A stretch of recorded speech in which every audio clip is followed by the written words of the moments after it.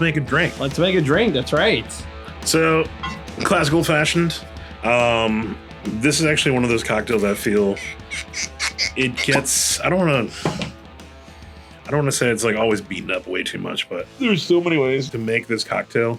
And I think a lot of people think like, oh, you gotta like muddle oranges and cherries and do all this. Like that's like, I like to use Dale DeGroff's terminology of calling that the disco style. Yeah, people still do that. It's kind of one of those. I think it's gone to the wayside now.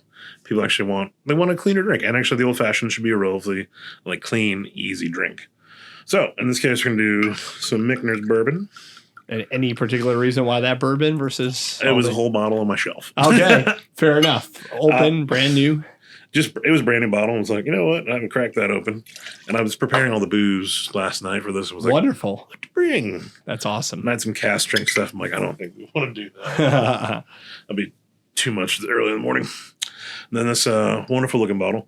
So this is actually our sugar syrup. So I've always been a big fan of the idea of like brown sugars to brown spirits. Okay. So this is turbinado sugar. Oh. So it's got a little bit of a molasses content, but when you really kind of break that down, what does that like mean in flavor profile? So like white sugar, man, it's disaccharide. So this is actually all that biology coming out of me. I love it. So it's it's sucrose, so let's be part fructose, part glucose.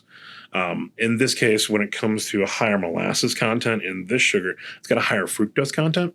So it's sweeter on the front, even though it's actually less sweet all the way around. Oh. So if you actually use a Brix meter, which is a way to check refractivity actually for substances, which I do not have, this actually is kind of high on that sweeter side, but it's actually not crazy sweet. Oh. It's like a misnomer.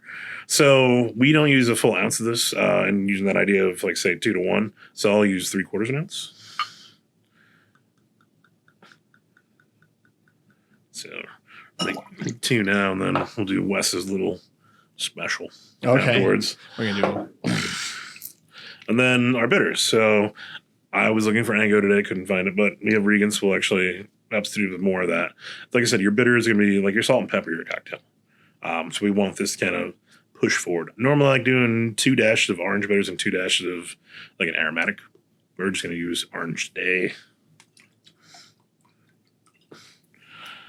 And my wrist is still actually on the painful side. I pinched a nerve. Oh no! 3 weeks ago. Just felt it right there. That felt good. Well, I'll take one for the team. If you need me to shake it, I'm happy to do that for you. This one's a stirred. Okay. And let's get this thing turning. Yeah, so like this cocktail, like I said, it makes you think like mixology today. There's so many ways to make this cocktail. And like no way is really right, no way is really wrong, which is kind of the beauty of it, because everybody's kind of doing their own thing. And that's why you go down to the bar and be like, what's good? Also, that same vein, if you kind of know what to look out for, and like say you want to go to like you want to go out for a cocktail bar. There's a lot of telltale signs if you go in.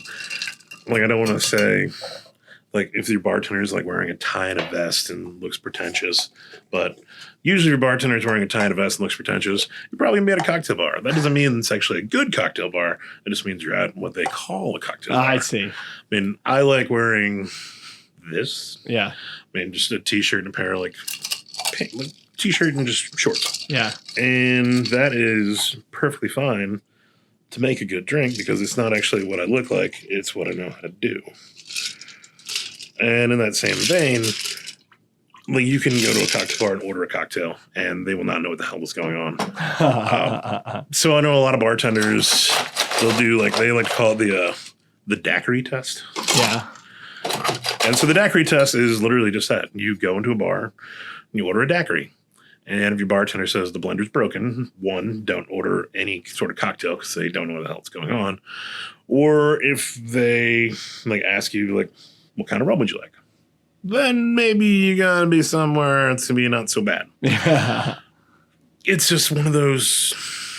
It's just a very unique drink, and actually the daiquiri is an easy one because it's only 3 ingredients, just like the old fashioned, just like so many others. Because it's really, really hard to screw up, but people will.